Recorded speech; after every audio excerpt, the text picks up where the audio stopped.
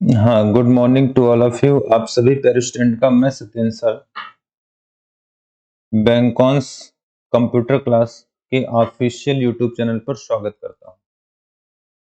इस कंप्यूटर अगर हम लोग बात करें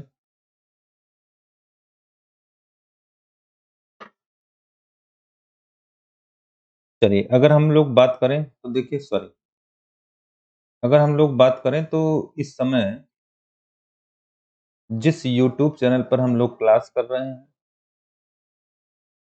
इस यूट्यूब चैनल को आप सभी लोग सब्सक्राइब कर लें, शेयर कर लें, क्योंकि यहाँ पर हम लोग ओ लेवल की क्लास पढ़ेंगे। और इस ओ लेवल क्लास में अभी जो हम लोग पढ़ रहे हैं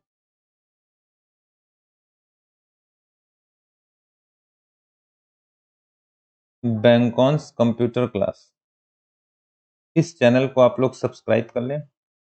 और यहाँ पे ओ लेवल में हम लोग पढ़ रहे हैं इस समय web designing and publishing. Web designing and publishing, इसमें हम लोग जो चैप्टर पढ़ रहे हैं, चैप्टर नंबर 1, इसमें आप पढ़ रहे हो इंट्रोडक्शन टू वेब डिजाइन।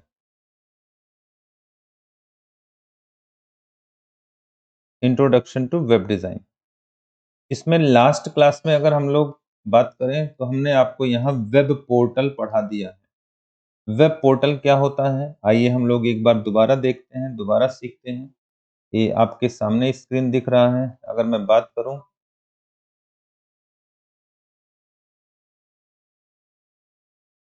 तो आप देख पा रहे हैं यहाँ पे अगर हम लोग वेब पोर्टल की बात करें तो जैसा कि मैंने आपको पढ़ाया था, मैंने आपको बताया था कि देखो वेब पोर्टल क्या होता है, ध्यान से समझना। Web portal are the website, एक कुछ और नहीं, एक वेबसाइट होता है which contain a certain data और इंफॉर्मेशन, जो निश्चित डाटा और सूचना को as well as link to other website, दूसरे वेबसाइट के लिए रखता है to avail related data or information. These websites seems to be complete suite about a certain field known as web portal. अगर हम इसे हिंदी में देखना चाहें तो वेब पोर्टल वे वेबसाइट होती हैं जो किसी विशेष डाटा या इंफॉर्मेशन के साथ कुछ अन्य वेबसाइट के लिंक को शामिल करता है, जो इससे संबंधित सूचनाओं को प्रदर्शित करता है। वेब पोर्टल कई तरह के सर्विसेज प्रदान करने वाले वेबसाइट को कहते हैं जो किसी विशेष समूह या विभाग की सूचना को संजोता है, मतलब रखता है।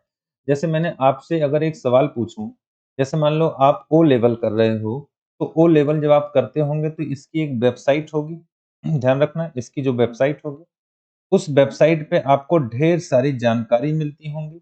अच्छा, जानकारी मिलने के साथ-साथ आपका वहाँ कुछ इन्फॉर्मेशन भी रखा जाता है, आपको लॉगिन कराया जाता है।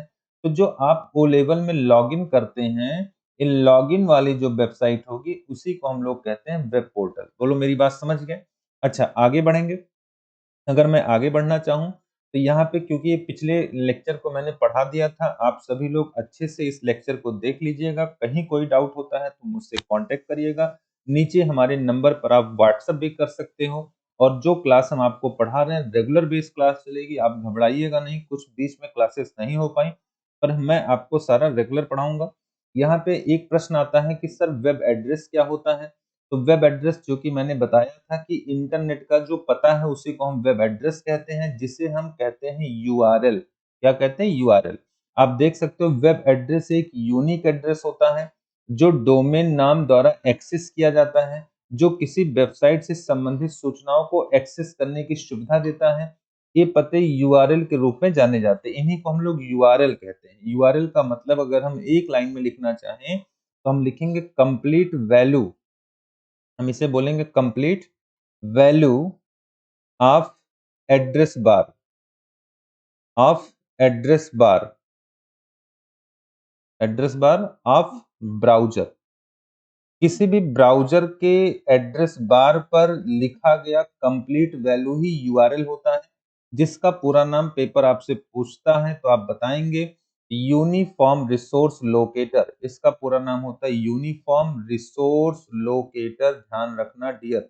अब आपको मैंने कई बार बताया, अभी पिछली क्लास में मैंने बताया था कि यूआरएल में 3 चीज़ें होती हैं, एक प्रोटोकॉल होता है, एक सर्वर होता है और एक आपका डोमेन का नाम होता है ना? अब इसे समझो ज़रा-सा। थोड़ा-सा मैं इसे ऊपर कर दूँ और आपको दिखाई पड़े।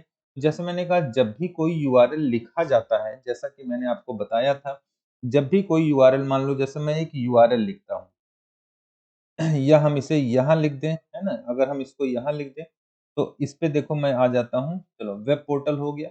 वेब पोर्टल पे हम लोग ने बताया विभागीय वेबसाइट है, विभागीय, इसको अगर हम लिखना चाहें विभागीय वेबसाइट जो किसी डाटा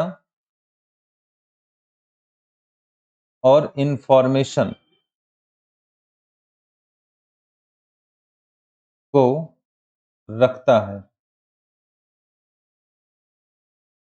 अच्छा, जैसे फॉर एग्ज़ाम्पल मैंने बताया था, जैसे मान लेते हैं कोई एक एग्ज़ाम्पल है है ना नाइलिट का, आप कहते हैं ना नाइलिट, तो नाइलिट एक वेबसाइट है जिसे हम लोग कहते हैं naillit.gov.in, है ना? इसके आगे लिखा रहता है student dot NIELIT dot GOV dot in. इस वेबसाइट पे जब आते हो तो आपसे संबंधित बहुत सारी जानकारी यहाँ होती है। इसी को हम लोग कहते हैं, इसका लॉगिन पेज होता है और ये लॉगिन पेज हमारी इस वेबसाइट से मिलता है, तो इसी को हम वेब पोर्टल कहते हैं। अच्छा, अभी हम लोग आगे बढ़ते हैं और आगे बढ़ के हम इतना सीखते हैं जो आपने अभी देखा कि सर वेब एड्रेस क्या होता है? आपसे पूछा गया सर वेब एड्रेस क्या होता है? बोलो क्या पूछा गया? वेब एड्रेस क्या होता है? मेरी बात को बहुत ध्यान से समझना। देखो यहाँ पे लिखा गया ना कि ये देखो यहाँ लिखा गया ना वेब एड्रेस क्या होता है? तो आपको पता होना चाहिए सर वेब एड्रेस क्या होता है? तो अभी आपने कहा था these address are known as URL, these address are known as URL. इसका मतलब होता है वेब एड्रेस को हम लोग कह सकते हैं यूनिक नेम होता है जो फॉलो करता है डोमेन के नाम को used to access a certain website to avail related information. इसका मतलब अगर हमें किसी वेबसाइट को एक्सेस करना होगा तो उसका एक वेब एड्रेस हमें जानना होगा और इसी को हम लोग कहते हैं यूआरएल, है ना? तो चलो ध्यान रखना, यहाँ पे मैं छोटा-सा लाइन लिख सकता हूँ, है ना? अ एड्रेस हम ऐसे लिखेंगे a address used to access a website on network is called web address.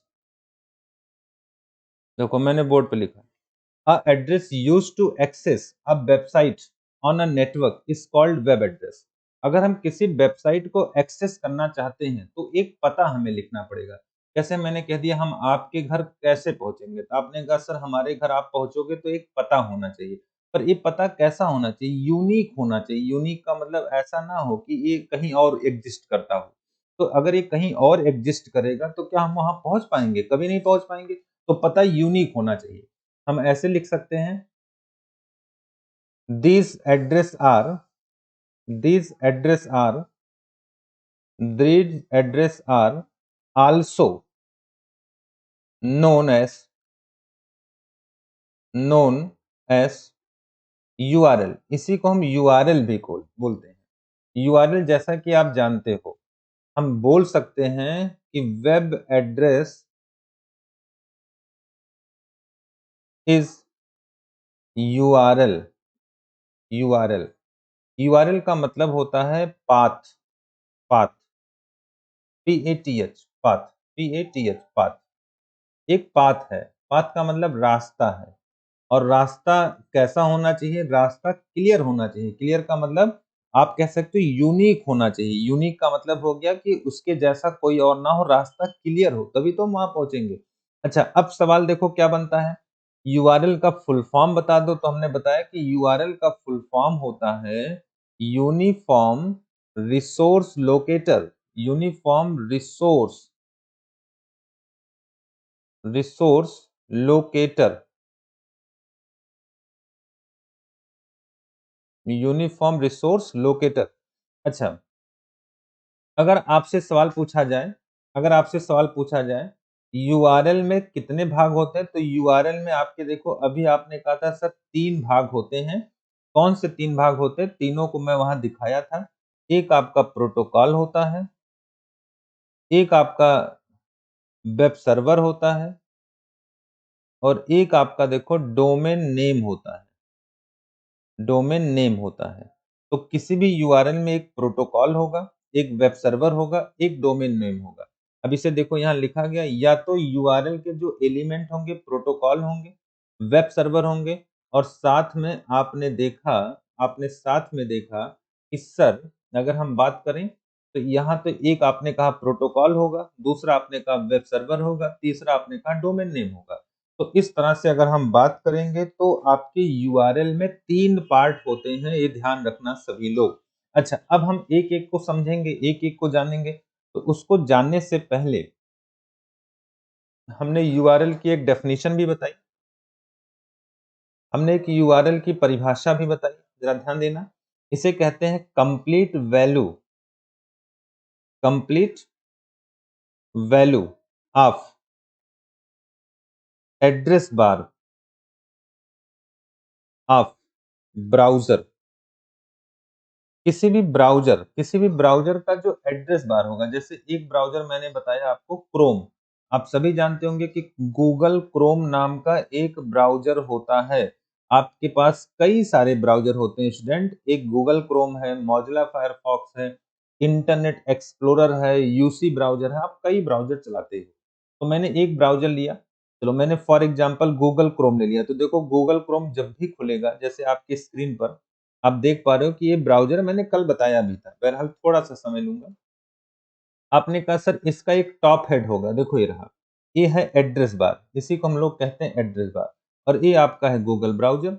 अच्छा, अब इसके टॉप एड्रेस में देखो कंप्लीट वैल्यू जो यहाँ लिखा जाएगा, जैसे मैंने देखो लिखा एचटीटीपी है ना? Colon forward slash www dot फिर हमने लिखा देखो google.com।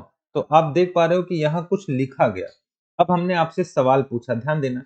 हमने आपसे पूछा देखो क्या कि यूआरएल के 3 भाग होते हैं, पहला प्रोटोकॉल होता है, दूसरा वेब सर्वर होता है, तीसरा डोमेन नेम होता है। तो देखो ये जो आगे की वैल्यू है, देखो ये, इसे हम लोगों ने नाम दिया ये प्रोटोकॉल है। इसी को हम लोगों ने प्रोटोकॉल नाम दिया। और जो यहाँ देखो गूगल है, ये जो गूगल है, ध्यान रखना, ये जो गूगल है, ये बता रहा है कि भाई मैं वेब सर्वर हूँ। ये बता रहा है कि मैं वेब सर्वर हूँ।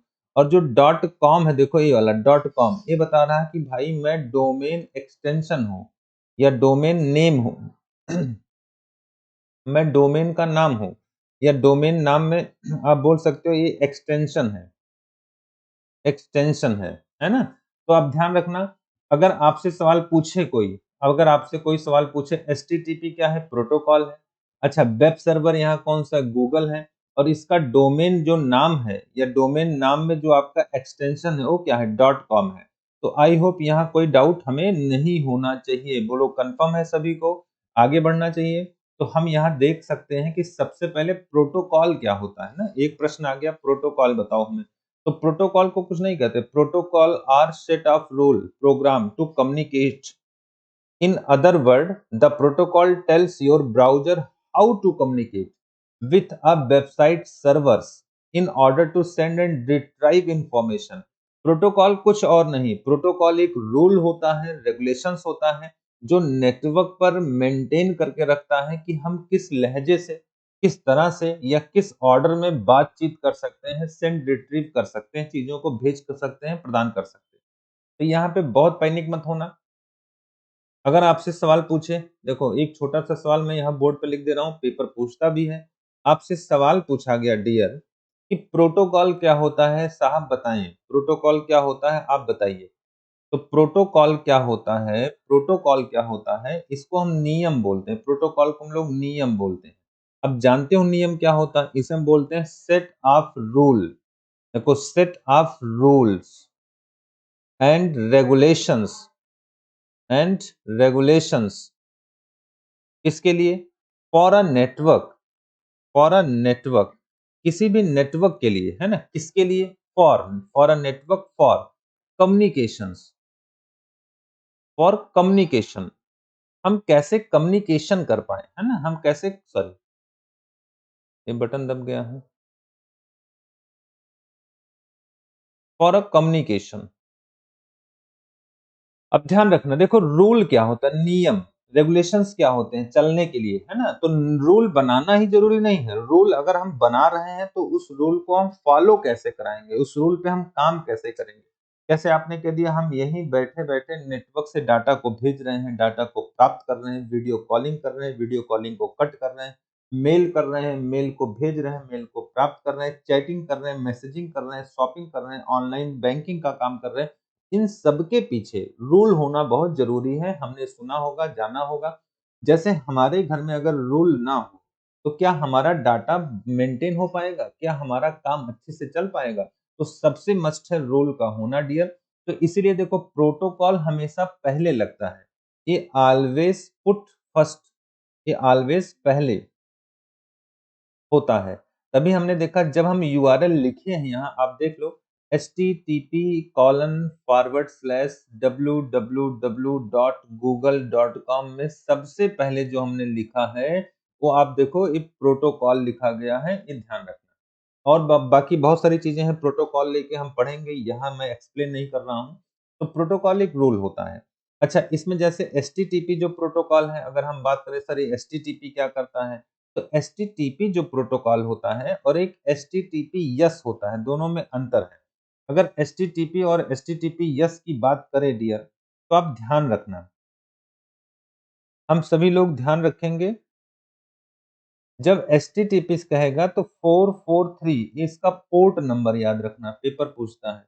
और इसका पोर्ट नंबर 80 याद कर लेना, ये 80 होता है पोर्ट नंबर, ये पेपर पूछता है।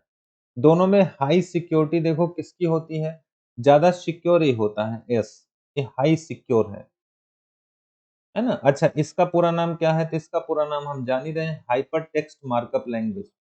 Hyper text markup language. और इसका क्या हो जाएगा, इसका फुल फॉर्म पहले यस से हो जाएगा, सिक्योर। इसका फुल फॉर्म हो जाएगा secure, secure hyper text markup language. ओहो sorry sorry sorry sorry, hyper text transfer language नहीं, ये लैंग्वेज कहाँ होगा? Hyper text transfer protocol, transfer protocol है ना, हमारे दिमाग में कुछ और चल रहा था इसलिए मैंने लैंग्वेज बोल दिया। अच्छा, secure hyper text transfer protocol, देखो लिखा गया ना ट्रांसफर प्रोटोकॉल। तो ये ध्यान रखना ये करता क्या है। अगर हम इसकी बात करें तो ये कुछ करता नहीं है, ये वेबसाइट पे जो हम डाटा सेंड और रिट्रीव करते हैं, देखो जब भी आप डाटा सेंड करते हो या डाटा आपका रिट्राइव होता है, तो उसके लिए रिस्पॉन्सिबल होता है। आइए हम इसको थोड़ा देख लेते हैं। यहाँ पे स्क्रीन पे देखो मेंशन किया गया है एचटीटीपी, ये रहा, ये नीचे देखो ये रहा एचटीटीपी। देखो ये क्या कह रहा है, कह रहा है जब आप डोमेन के सामने अपने एड्रेस बार में http: एंटर करते हैं, तो यह ब्राउज़र को http पर कनेक्ट करने के लिए कहता है। http वेब पर डेटा पैकेट को भेजने और प्राप्त करने, सेंड और रिट्रीव करने के लिए आमतौर 80 नंबर के पोर्ट पर काम करता है। तो ये समझ में आ गया। अगर इसी को हम और भी प्रोटोकॉल के साथ देख लें, देखो एक प्रोटोकॉल और भी ऊपर लिखा था जो मैंने हटा दिया, एफटीपी प्रोटोकॉल है ना। देखो एफटीपी प्रोटोकॉल होता है, इसका पोर्ट नंबर 21 होता है। इसका पोर्ट नंबर कितना होता है? 21। अब इसमें देखो क्या कह रहा है भाई, देखो ये क्या कर रहा है कि ये फाइल ट्रांसफर प्रोटोकॉल एक मानक नेटवर्क प्रोटोकॉल है जिसका उपयोग कंप्यूटर नेटवर्क पर क्लाइंट और सर्वर के बीच फाइल का स्थानांतरण, है ना, फाइल, यहाँ डाटा नहीं, यहाँ फाइल। जब भी हम किसी फाइल को मंगाते हैं, किसी भी फाइल को भेजते हैं क्लाइंट और सर्वर के बीच में, तो एफटीपी काम करता है। ये जो गोफर प्रोटोकॉल होता है, ये अपलोड और डाउनलोड के लिए काम करता है। जैसे आप फेसबुक पे फोटो अपलोड करते हो और मान लीजिए अपने एडमिट कार्ड को आप डाउनलोड करते हो, तो उसके लिए गोफर काम करता है। इसका पोर्ट नंबर 23 होता है। इसका पोर्ट नंबर कितना होता है? 23 होता है, ध्यान रखना। आगे बढ़ रहे हैं। इसके बाद हम लोग देखो यहाँ पे देख पा रहे हैं एक प्रोटोकॉल हमारे साथ है, देखो ये रहा मेल के लिए। जो हमारे कंप्यूटर पे मेल आता है, मेल जाता है, देखो लिखा गया ना, कंप्यूटर के रिसीवर के मेल सर्वर पर मौजूद मेल बॉक्स जहां हम लोग मेल रिसीव करते हैं, वहां के लिए आपका होता है पीओपी 3। के मेल सर्वर पर मेल बॉक्स के रिसीव के लिए कंप्यूटर पर मेल भेजने व्यवस्थित करने की अनुमति देता है। तो एसएमटीपी भी यहाँ काम करता है। एसएमटीपी 25 नंबर का पोर्ट होता है। और जब इनबॉक्स की बात करेगा तो ये पीओपी काम करता है। पीओपी का पोर्ट नंबर आपका होता है 110। इसका पोर्ट नंबर होता है 110। पीओपी का 110। ये हमेशा देखो इनबॉक्स आउटबॉक्स पे काम करता है और ये सेंड रिसीव पे काम करता है। सेंड और रिसीव, जब भी हम मेल सेंड करते हैं रिसीव करते हैं तो एसएमटीपी। एसएमटीपी का पोर्ट नंबर 25 है। पीओपी का पोर्ट नंबर 110 है। और यहाँ पे देखो हमने गूफर बताया, गूफर का जो पोर्ट नंबर है वो 23 है। और फिर आपने टीसीपी बताया, टीसीपी का पोर्ट नंबर 21 है। एचटीटीपी का पोर्ट नंबर याद कर लेना 80 है। और अगर एचटीटीपी यस की बात करेंगे, एचटीटीपी यस की बात करेंगे तो 443 है। इतने पोर्ट नंबर बहरहाल आप याद कर लो, कौन क्या करता है इतना नॉलेज हो जाए हमें, इतना मैटर बहुत है। आगे बढ़ते हैं, जैसे आवश्यकता रहेगी वैसे वैसे मैटर मैं यहाँ से बताता रहूंगा। आप देख पा रहे हो, आपको नॉलेज हो रहा है, आपके स्क्रीन पे ये पॉइंट दिख भी रहा है कि है ना, न्यूज नाम का भी कोई प्रोटोकॉल होता है। न्यूज नाम का, देखो न्यूज अभी करता क्या, ध्यान से देखना। नेटवर्क न्यूज ट्रांसफर प्रोटोकॉल, इसका पूरा नाम है एन से नेटवर्क न्यूज ट्रांसफर प्रोटोकॉल, जिसे हम लोग कहते हैं एनएनटीपी। नेटवर्क न्यूज ट्रांसफर प्रोटोकॉल एक एप्लीकेशन प्रोटोकॉल है जिसका उपयोग न्यूज सर्वर के बीच, जब हम न्यूज सर्वर की बात करते हैं, यूजर नेट, यूजर नेट का मतलब समाचार लिखने में या ट्रांसपोर्टिंग के लिए किया जाता है। अंततः उपयोग क्लाइंट एप्लीकेशन के द्वारा लेख पढ़ने और पोस्ट करने के लिए कहा जाता है। तो जब भी हमारा न्यूज होता है, ब्लॉगिंग होती है जिसपे हम लोग समाचार लिखते हैं, तो एनएनटीपी काम करता है। एनएनटीपी का मतलब होता है news network news transfer protocol. Network news transfer protocol, network news transfer protocol, ध्यान रखना। आगे बढ़ें, चलिए यहाँ के बाद हम लोग आगे बढ़ेंगे और यहाँ देखेंगे एक नाम आ गया डोमेन नेम। क्या होता है डोमेन नेम, अभी मैंने बताया। ध्यान रखना, डोमेन नेम का मतलब, डोमेन नेम वह पता है जो वेबसाइट को प्राप्त करने के लिए अपने वेब ब्राउजर एड्रेस में टाइप करते हैं। डोमेन नेम का उदाहरण जैसे google.com है ना। डोमेन नाम एक वेबसाइट का यूनिक नाम होता है। इसका मतलब कोई भी दो वेबसाइट एक ही डोमेन नेम के नहीं होंगे। बोलो क्लियर हो गया। तो जब भी डोमेन नेम की बात करेंगे, जैसे आपने लिखा ना google.com, अब आपने कहा google.com एक डोमेन नेम है। बोलो कंफर्म है। आगे बढ़े, इसके बाद देखो यहाँ लिखा गया वेब सर्वर क्या होता है, समझने की कोशिश करना। वेब सर्वर एक रिमोट डेटाबेस होता है, मतलब वो कहीं दूर होता है। जैसे मान लो गूगल पता नहीं कहाँ है, जो किसी इंटरनेट यूजर के वेब ब्राउज़र द्वारा भेजे गए रिक्वेस्ट के आधार पर संबंधित सूचनाओं को प्रदान करता है। अब इसमें वेब सर्वर क्या था? आपने कहा सर जो google.com है, इसी में देखो गूगल जो है इसका एक सर्वर होगा और ये सर्वर हमसे दूर होगा। अब ये दूर कहाँ होगा हमें नहीं पता, पर जब भी क्लाइंट हमारा इससे रिक्वेस्ट करेगा भाई हमें कुछ दे दो, तो उस रिक्वेस्ट पर रिस्पॉन्स करने वाला हमारा सर्वर होगा। रिस्पॉन्स का मतलब सर्वर, जैसे मैं आपको पढ़ा रहा हूँ तो मैं एक तरह का सर्वर हो गया, आप क्लाइंट हैं। अगर आप मुझसे कमेंट करके कुछ पूछोगे तो मैं आपको उसके आगे की जानकारी प्रोवाइड करूंगा। बोलो इतना कंफर्म हो गया, आगे बढ़ना चाहिए। चलो नेक्स्ट ऑर्डर पे हम देखेंगे वर्किंग विद वेबसाइट। वेबसाइट के साथ काम करना है तो how the website work, website कैसे कार्य करता है हमें पता होना चाहिए।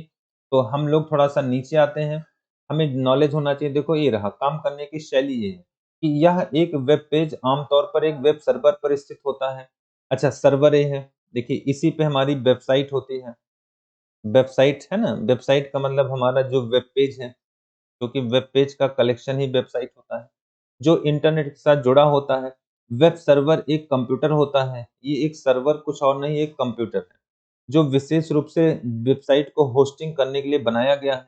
अंत में वेब सर्वर एक इंटरनेट से जुड़ा कंप्यूटर है जो ब्राउज़र द्वारा भेजे गए, अभी यूज़र है, क्लाइंट है, इसने आपको रिक्वेस्ट भेजा कि भैया मुझे दे दो, और यहाँ से वो देखो रिस्पॉन्स कर दिया कि आपका पेज यहाँ आ गया।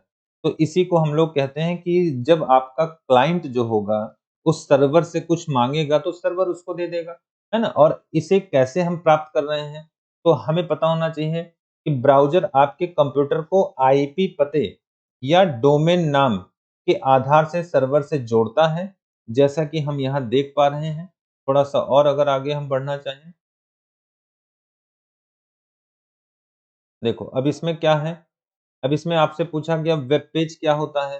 तो हमें पता है एचटीएमएल पेज को ही वेब पेज कहते हैं। एचटीएमएल पेज हम बनाते हैं, है ना? तो एचटीएमएल पेज या इसे कह सकते हैं इंटरनेट का जो पेज है, इंटरनेट का पेज ही क्या होता है भाई? वेब पेज होता है। अच्छा, हमें पता होना चाहिए अगर हम थोड़ा-सा और आगे बढ़ें, देखो यहाँ लिखा गया कि जो आपका वेब पेज होता है, देखो ये एचटीएमएल भाषा द्वारा लिखा गया होता है, वेब ब्राउज़र द्वारा ट्रांसलेट होता है। वेब पेज 2 प्रकार के होते हैं, एक स्टैटिक होता है, एक डायनामिक होता है। स्टैटिक पेज प्रत्येक बार देखे जाने वाले समान सामग्री को दिखाता रहता है, मतलब इसमें बदलाव नहीं होता। एक इसमें चेंज नहीं होगा, अगर स्टैटिक है चेंज होगा, डायनामिक में हमेशा देखो ये चेंज होता रहेगा। तो आजकल हम लोगों का जो फैशन और डायनामिक वेब पेज का है, क्योंकि हम इन्फॉर्मेशन को बदल पाएँ, इन्फॉर्मेशन चेंज होता रहे। जिस पे लॉगिन दे दिया जाएगा वो डायनामिक हो जाएगा, जिस पे लॉगिन नहीं दिया जाएगा वो आपका है ना, क्या होगा? वो स्टैटिक होगा। यूआरएल को मैंने बता दिया है, प्रोटोकॉल को मैंने आपको बता दिया है। अच्छा, अब देखो ये रहा फ्रंट एंड क्या होता है, बैक एंड क्या होता है। तो हम लोग फ्रंट एंड की जो क्लास होगी, वो कल रखेंगे, है ना? कल का मतलब रेगुलर क्लास होगी आपकी। कुछ न कुछ वीडियो अभी मैं आपको अपलोड कर रहा हूँ, जैसे-जैसे संख्या बढ़ेगी, मैं आपको लाइव भी पढ़ाऊँगा। तो पहले आप लोग शेयर कर लो, सब्सक्राइब कर लो और हमारे इस नंबर पे व्हाट्सएप कर दो कि सर हम आपकी क्लास पढ़ते हैं, रेगुलर क्लास दिया जाए। तो मैं रेगुलर क्लास आपको दूँगा, वो भी लाइव करके दूँगा। तो जितने भी ओ लेवल के छात्र हैं, जो 2023 में पेपर देना चाहते हैं जुलाई वाला, आप सभी लोग हमारे इस कॉन्टैक्ट नंबर पे व्हाट्सएप करिए, बोलिए लाइव क्लास के लिए सर आप लाइव क्लास कराइए, तो मैं ओ लेवल की लाइव क्लास डेली बेस पर आपको दूँगा। क्योंकि आप ही लोगों के है ना कहने पर या आप ही लोगों के रिक्वेस्ट पर, आप ही लोगों के नीड पर हमने इस क्लास को चालू किया है और ये क्लास चलती रहेगी, बशर्ते आप मुझे मैसेज करोगे कि सर मैं मेरा नाम ये है और मुझे पेपर देना है, तो मैं आप समझ जाऊँगा कि हमारे बच्चे लाइव हैं और जहाँ आपकी संख्या बढ़ती है, हम लाइव क्लास लेके आपके साथ डेली जुड़ जाएँगे। तो चलिए आज के लिए बस इतना ही है, बाकी कल मिलते हैं, कल इसके आगे पढ़ेंगे। Okay, thank you.